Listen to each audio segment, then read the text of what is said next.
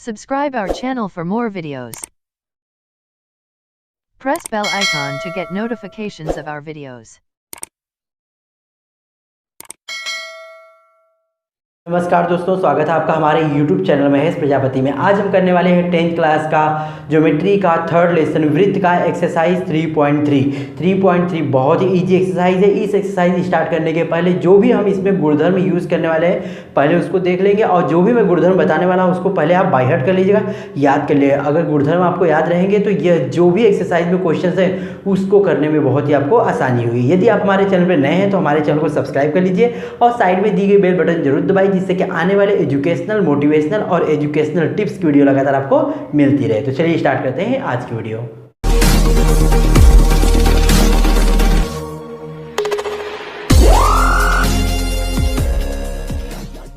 आपके text book में page number 63 पे एक्सरसाइज 3.3 के पहले कुछ गुणधर्म दिए गए हैं, कुछ प्रॉपर्टीज़ है जिसको आपको याद करना है। अगर उसे आप याद कर लेते हैं तो एक्सरसाइज 3.3 करने में बहुत ही आसानी होगी। मैं 1 बाय 1 करके सारी जितनी भी यहाँ पे दी गई है गुणधर्म दिए गए हैं उनको मैं एक्सप्लेन करके आपको बता देता हूँ, जिससे आपको याद करने में आसानी होगी। यहाँ पे पहला दिया है, जिस कोण का शीर्ष बिंदु वृत्त के केंद्र पर होता है उस कोण को केंद्रीय कोण कहते हैं। बताइए, सपोज करिए हमारा वृत्त का क्या है, केंद्र है, और यहाँ पे हमने यह एक कोण बना दिया। यह जो कोण बना इस कोण को हम क्या कहेंगे, केंद्रीय कोण, क्योंकि यह जो कोण है उसका जो कोना है कहाँ पे है, केंद्र पे। इस कोण का जो कोना कहाँ पे है, केंद्र पे, इसलिए हम इस कोण को क्या कहेंगे, केंद्रीय कोण कहेंगे। आपको याद रहेगा यह कोण क्या हो गया, केंद्रीय कोण,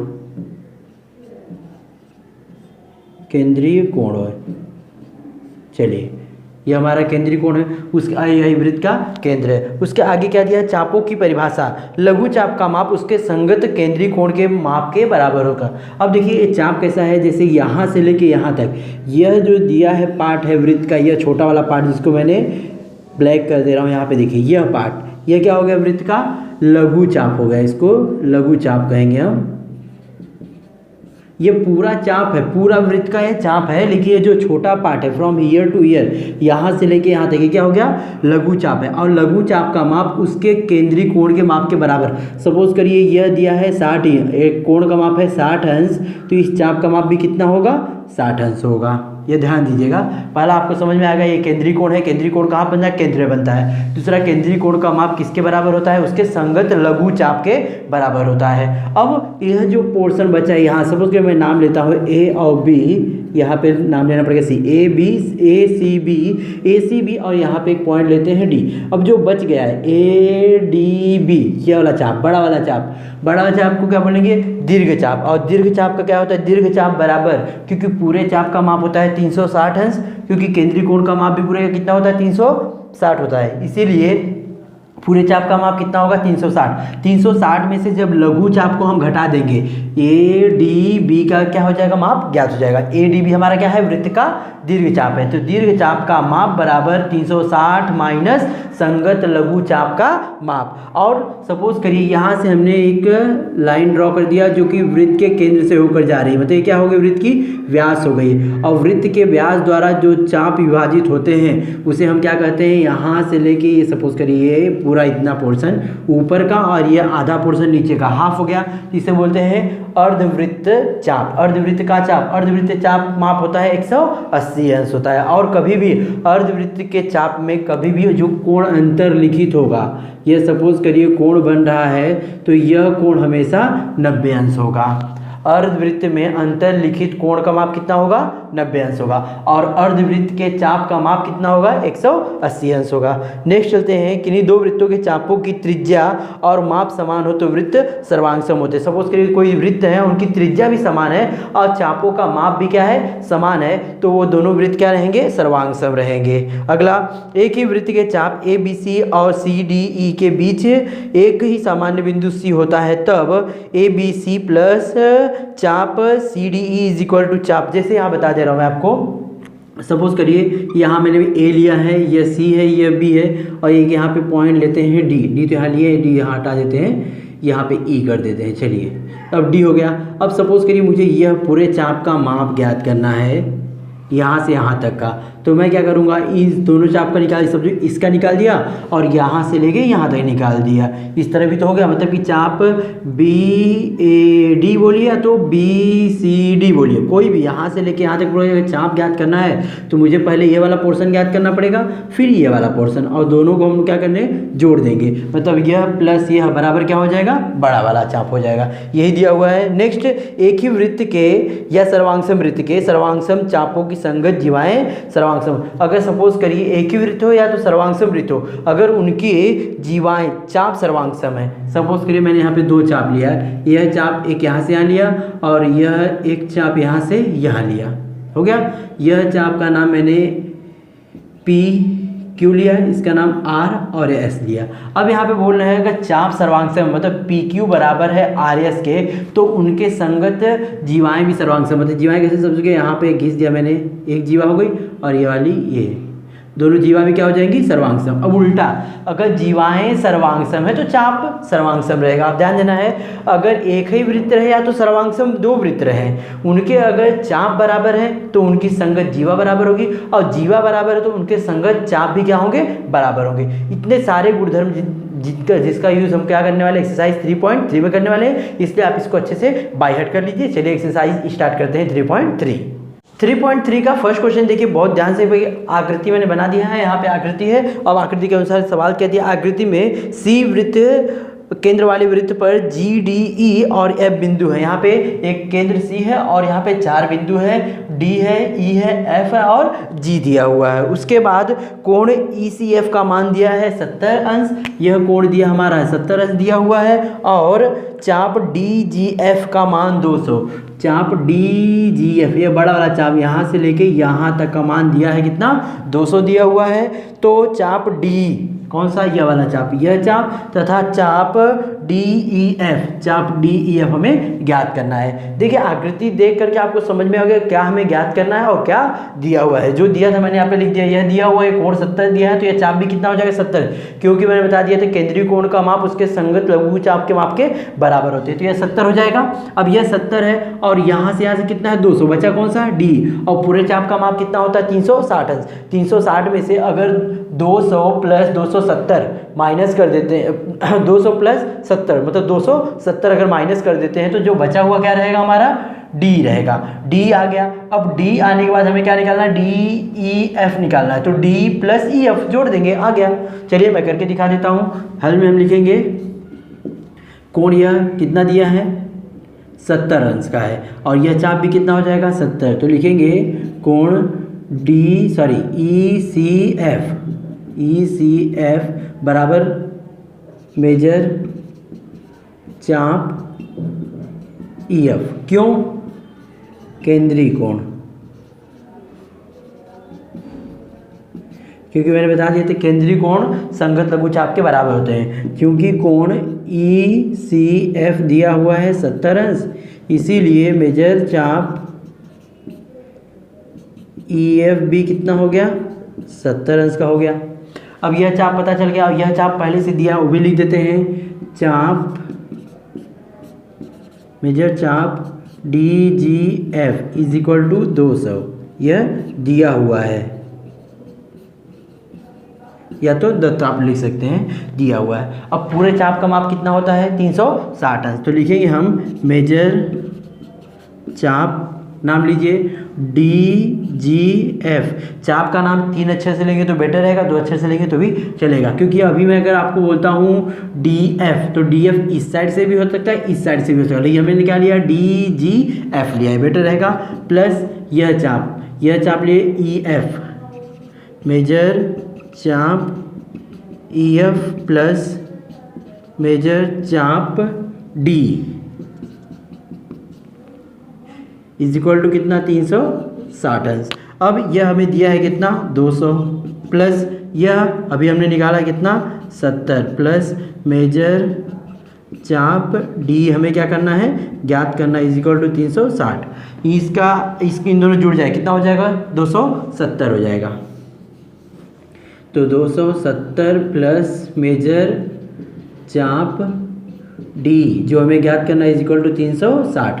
270 का प्लस उधर गया तो माइनस, मेजर चाप D is equal to 360 minus 270 कर दीजिए, माइनस कितना आएगा 90 मेजर चाप डी हमने ज्ञात कर लिया। यह पहला हमारा आंसर आ गया। मेजर चाप डी का मान कितना आया 90 आ गया। अब बचा है कौन सा चाप डी ई एफ, तो लिखेंगे मेजर चाप डी ई एफ, उसके अंदर दो चाप है, एक मेजर चाप डी प्लस मेजर चाप ई एफ। डी का मान हमने निकाला है कितना 90 प्लस ई एफ भी यहाँ पे निकाले हैं कितना 70, 90 70 जोड़ देंगे कितना हो जाएगा 160 अंश। इसीलिए मेजर चाप D E F is equal to कितना आ गया 160 अंश आ गया। यह दूसरा भी आंसर हमने ज्ञात कर दिया। इस तरह यहाँ पे क्वेश्चन नंबर 1 हमने कंप्लीट कर दिया।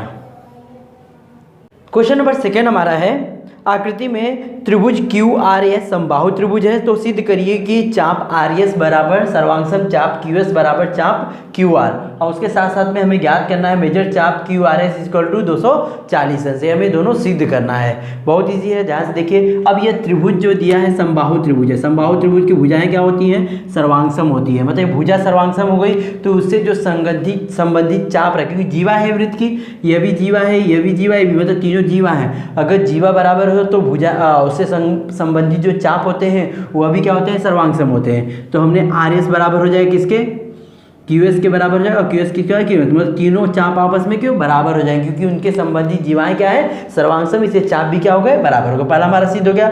अभी सभी चाप बराबर हैं और पूरे माप कितना होता है 360 अंश होता है। 360 है तो 3 पार्ट में हम डिवाइड कर देते हैं, क्योंकि दोनों इक्वल है। 3 पार्ट 3 से डिवाइड कर देंगे तो 2, यह जो पार्ट का माप है कितना आ जाएगा 120 अंश। ए भी कितना 120, ए भी कितना 120। हमें कौन सा ज्ञात करना है क्यू आर एस, मतलब क्यू आर एस 120 प्लस 120 कितना हो गया 240 हो गया। ये भी आसानी से निकल गया। तो चलिए हल कर लेते हैं। यहाँ पे उपपत्ति में लिखेंगे हम त्रिभुज क्यू आर एस एक समबाहु त्रिभुज है। समबाहु त्रिभुज की भुजाएं क्या होती हैं सर्वांगसम होती है। तो यहाँ पे हमें सारी भुजाएं लिख लेना है, लेकिन हमें भुजा कैसे लेना है, पहले आर एस क्यू एस और क्यू आर इस तरह लेंगे तो चाप भी ऐसे ही नाम आएगा ना, तो आगे पीछे हो जाएगा। तो लिखेंगे भुजा, इसीलिए भुजा आर एस सर्वांगसम, भुजा क्यू एस सर्वांगसम, भुजा क्यू आर। इसका रीजन क्या रहेगा समबाहु त्रिभुज की भुजाएं, समबाहु त्रिभुज की भुजाएं सर्वांगसम होती है, बस इतना लिखें तो भी चलेगा, समबाहु त्रिभुज की भुजाएं। हो गया। अब यहाँ पे एक लाइन आपको लिखना है जो मैं लिख रहा हूँ, यहाँ से यहाँ तक वो लिखना है कि सर्वांगसम जीवाओं से संबंधित संगत चाप सर्वांगसम होते हैं। अगर जीवाएं सर्वांगसम हैं तो उनके चाप भी क्या होते हैं सर्वांगसम। मैंने पहले बता दी, तो आपको ऊर्ध्व में याद करना पड़ेगा, उसको याद करके रखिए और यहाँ पे आप लिख लेंगे। अगर लिखेंगे उसके बाद क्या हो जाएगा, इसलिए चाप आर एस सर्वांगसम हो जाएगा, चाप क्यू एस के सर्वांगसम हो जाएगा, चाप क्यू आर के। ये लाइन क्या लिखना है एक बार बता देता हूँ, सर्वांगसम जीवाओं से संबंधित संगत चाप सर्वांगसम होते हैं, यह लिख लीजिएगा। उसके बाद चाप क्या हो गए बराबर हो गए। चाप बराबर पहला हमारा सिद्ध हो गया। अगर चाप बराबर है तो उनके माप भी क्या होंगे बराबर, मतलब मेजर चाप आर एस सर्वांगसम या बराबर लिखते हैं, बराबर मेजर चाप क्यू एस बराबर मेजर चाप क्यू आर। चाप बराबर है तो उनके माप भी बराबर है। अब हम क्या करते हैं, सबको जोड़ देते हैं। लिखेंगे मेजर चाप आर एस प्लस मेजर चाप क्यू एस प्लस मेजर चाप Q R is equal to कितना होगा 360 अंश, क्योंकि वृत्त के चाप का माप कितना होता है 360 अंश होता है। अब आर एस को हम आर एस ही रहने देते हैं और सबकी जगह भी क्या करते हैं आर एस रख देते हैं, क्योंकि आर एस के इक्वल है। यहाँ पे लिखा है हमने पहले लाइन में आर एस के इक्वल क्यू एस भी है, आर एस के इक्वल क्यू आर भी, तो क्यू एस की जगह आर एस कर देते हैं, आर क्यू आर की जगह भी आर एस कर देते हैं। तो are S plus Q S किसके इक्वल है आर एस के, तो यहाँ पे लिख देंगे मेजर चाप R S plus Q R की जगह भी क्या कर देते हैं आर एस, क्योंकि वो भी आर एस के इक्वल है। मेजर चाप R S is equal to 360 अंश। एक आर एस एक आर एस एक आर एस, कितने आर एस हो गए 3 आर एस, 3 मेजर चाप R S is equal to 360 अंश। सो मेजर चाप आर एस 336/3 कितना है 120।